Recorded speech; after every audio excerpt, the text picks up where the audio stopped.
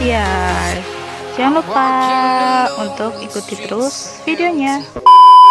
Assalamualaikum warahmatullahi wabarakatuh. Perkenalkan, nama saya Eva Fauziah dari Program Studi Pendidikan Islam Anak Usia Dini UIN Sunan Kalijaga.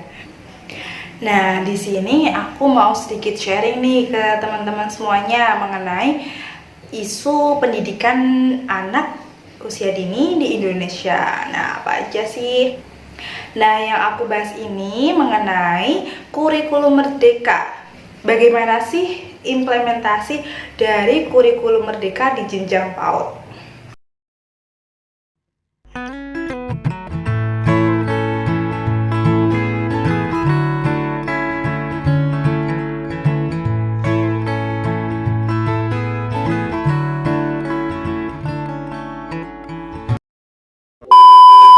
Kementerian Pendidikan, Kebudayaan, Riset, dan Teknologi atau sering disebut dengan Kemendikbudristek baru-baru ini mengeluarkan kebijakan mengenai pemulihan pembelajaran selama 2022 sampai dengan 2024 dengan pengembangan kurikulum merdeka kepada sekolah penggerak, yakni di sejumlah PAUD, SD, SMP, SMA atau SMK, SLB, hingga di perguruan tinggi. Nah, berikut dari lokasi implementasi dari kurikulum merdeka ini di 34 provinsi dan 514 kabupaten atau kota di Indonesia. Nah, di PAUD sendiri ternyata 24.000 lebih kurikulum merdeka ini diterapkan di seluruh daerah Indonesia sebagai pelaksanaan program penggerak atau PSP. Dalam kurikulum tersebut, guru memiliki kebebasan nih untuk memilih berbagai perangkat ajar yang disesuaikan dengan kebutuhan dan minat peserta didik.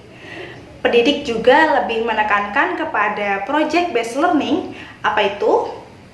Jadi, project based learning ini adalah model pembelajaran dengan pusat pembelajaran ada di peserta didik dan hasil akhirnya berupa sebuah project. Tujuannya apa sih dengan project based learning?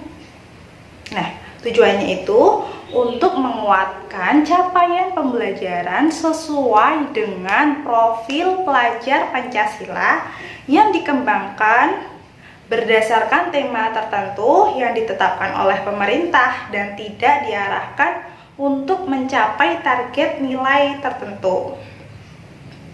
Nah, jadi sebelum kurikulum merdeka ini dikeluarkan, sebenarnya udah ada kurikulum 2013 yang menggantikan KTSP 2006. Kemudian COVID melandas di Indonesia masuk pada tahun 2021 ya kan?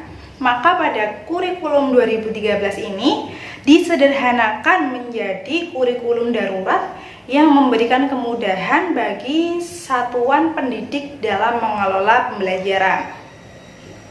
Sehingga adanya kurikulum merdeka di SP atau SMK PK ini menjadi angin segar nih dalam upaya perbaikan dan pemulihan pembelajaran pasca pandemi.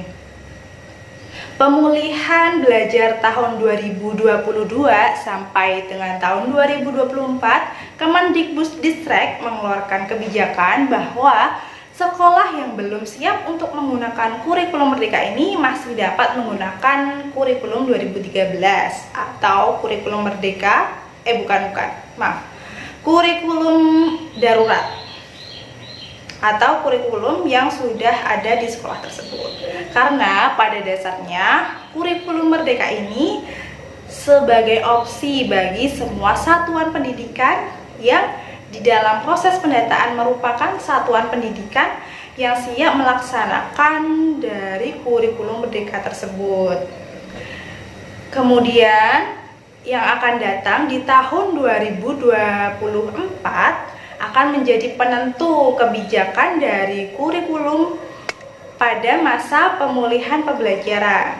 Jadi, evaluasi ini akan menjadi acuan Kemendikbudristek dalam mengambil kebijakan lanjutan.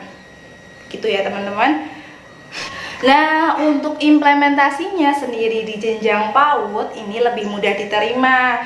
Hal ini juga dijelaskan oleh pakar pendidikan yaitu Najila Shihab, seorang lulusan Fakultas Psikologi Universitas Indonesia, bahwasanya implementasi di anak usia dini itu jauh lebih mudah dibandingkan dengan di tingkat di atasnya.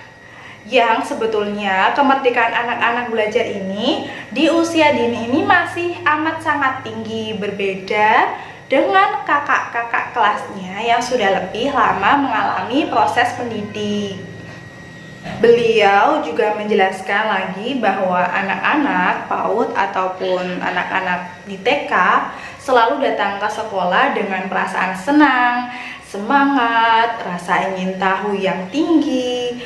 Peserta didik ini dianggap jauh lebih siap dalam menerima pembelajaran dibandingkan dengan anak-anak yang sudah memiliki pengalaman bersekolah dengan kurikulum sebelumnya.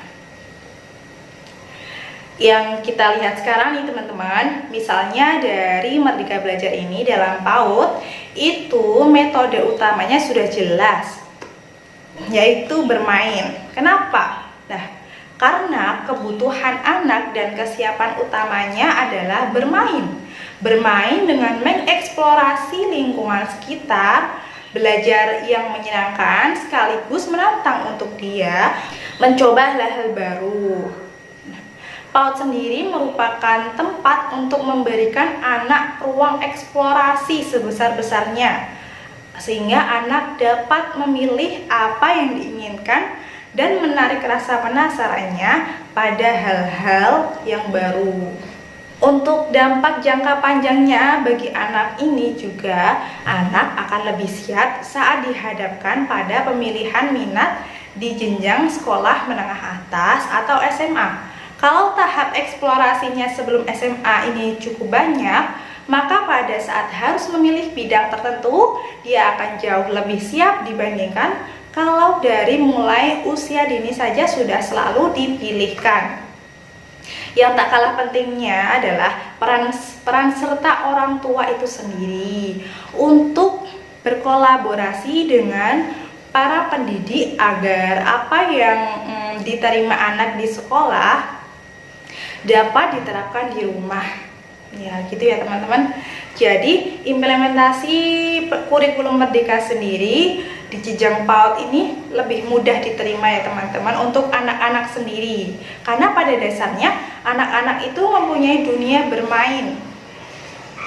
Bermain sambil belajar sesuai dengan slogannya. Cukup sekian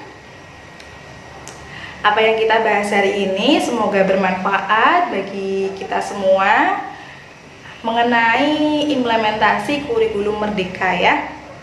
Wabillahi taufiq wal hidayah. Wassalamualaikum warahmatullahi wabarakatuh.